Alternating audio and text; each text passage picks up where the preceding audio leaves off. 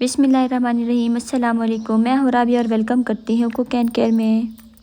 क्या आप भी इफ्तार में एक जैसे फ्राई आइटम्स देखकर थक चुके हैं? तो आज की रेसिपी आपके लिए है, क्योंकि आज मैं आपको सिखाऊंगी ऐसे क्रिस्पी हैश ब्राउन जो बाहर से फास्ट फूड रेस्टोरेंट में मिलते हैं, लेकिन आप इसे घर पर नहायत आसान तरीके से बना सकते हैं। और वीडियो को एंड तक ज़रूर देखें, क्योंकि मैं आपको एक छोटा सा तरीका बताऊंगी जिससे हैश ब्राउन इंतहाई क्रिस्पी और अंदर से बिल्कुल सॉफ्ट बनेंगे और टूटेंगे भी बिल्कुल नहीं।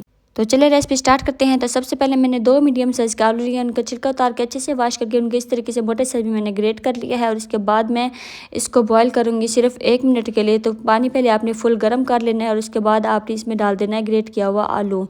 और असल रेस्टोरेंट का जो तरीका है ना, वो ऐसे ही वो बनाते हैं ताकि इसका जो स्टार्च है वो निकल जाए और इसके अंदर जो चिपचिपाहट होती है वो भी ख़त्म हो जाए। तो आपने ये वाला स्टेप लाजमी करना है। और इसके बाद जो नेक्स्ट स्टेप है वो भी बहुत अहम है। आपने इसको 1 मिनट बॉईल होने के बाद आपने इसको फ़ौरन से ठंडे पानी में ऐड कर देना है।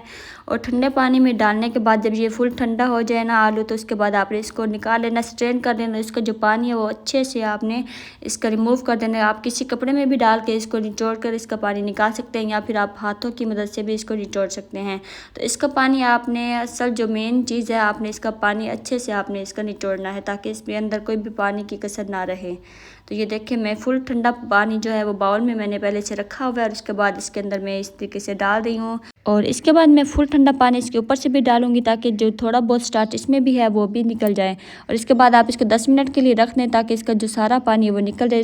तो जब अच्छे से पानी इसका निकल जाए ना, तो हम इसको बाउल में डालेंगे और इसके बाद इसमें कुछ स्पाइसेस ऐड करेंगे। तो मैंने 1 टेबलस्पून देसी घी डाला और 1 अंडा डाला और 4 टेबलस्पून इसमें मैंने कॉर्नफ्लोर डाला, हस्बे ज़रूरत नमक डाला है और हाफ़ टी स्पून इसमें काली मिर्च पाउडर और हाफ़ टी स्पून इसमें डालेंगे मोटी कुटी हुई लाल मिर्च फ्लेवर के लिए। और इसके बाद आपने हाथों की मदद से अच्छे से मिक्स कर लेना है ताकि जितने भी हमने स्पाइस डाले हैं तो अच्छे से वो सेट हो जाए। और 5 मिनट के लिए फ्रिज में आप इसको रख देंगे ना, तो ये अच्छे से सेट हो जाएगा और हमें शेप बनाने में बिल्कुल भी मुश्किल नहीं होगी, आसानी से इसकी शेप बन जाएगी। अगर आपके पास इस तरीके से रेक्टेंगल शेप में छोटा सा बर्तन है ना, तो उसके ऊपर आप पहले ऑयल लगाएं ताकि हम जब इसकी शेप बनाए और निकालें तो वो ईजिली निकल जाए। उसके बाद आपने चम्मच की मदद से इसके अंदर सारा सेट कर लेना है और आपने बहुत ज़्यादा इसको प्रेस नहीं करना, बस हल्का सा आपने इस तरीके से इसको सेट करना है। और उसके बाद आप इसको इस तरीके से प्लेट में उल्टा करके इसको डालेंगे ना, तो ये इजीली निकल जाएगा। और जिस प्लेट में आप रख रहे हैं ना, तो उस प्लेट में भी आपने पहले से ऑयल लगा के रखना है ताकि जब हम इसको उठाएं ना तो ये मुश्किल ना हो। और इसके बाद हम इसी तरीके से सारे रेक्टेंगल शेप हैश ब्राउन हम तैयार करके रख लेंगे। और आधा घंटे के लिए आपने इसको फ्रिज में लाजमी रखना है ताकि ये अच्छे से सेट हो जाए और हमें उठाने में ज़्यादा मुश्किल ना हो। तो इस तरीके से चम्मच में पहले ऑयल लगा और इसके बाद इसके ऊपर ये रख के इसको आराम से इसके अंदर डालें।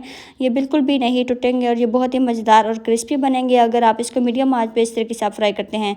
तो एक साइड गोल्डन होने के बाद ही आपने दूसरी साइड इसकी चेंज करनी है, फ़ौरन से आपने इसकी साइड चेंज नहीं करनी। इस तरीके से आपके हैश ब्राउन बिल्कुल भी नहीं टूटेंगे। और इसी तरीके से मैं बाकी हैश ब्राउन भी फ्राई कर लूँगी मीडियम आंच पे। तो ये देखिए, मज़ेदार क्रिस्पी और अंदर से बिल्कुल सॉफ्ट इतने मज़ेदार बने हैं ना। अगर आप इसको एक दफ़ा ट्राई करेंगे ना, तो इंशाल्लाह ये आपके सब घर वालों को बहुत ही पसंद आएगा। तो रमज़ान में इफ्तारी में ये आप ज़रूर ट्राई कीजिएगा और आपने कमेंट में ज़रूर बताना है कि ये आपके हैश ब्राउन आपको कैसे लगे हैं। और इस हैश ब्राउन को बनाना बहुत ही ईजी है अगर आप छोटे छोटे टिप्स को फॉलो करते हैं।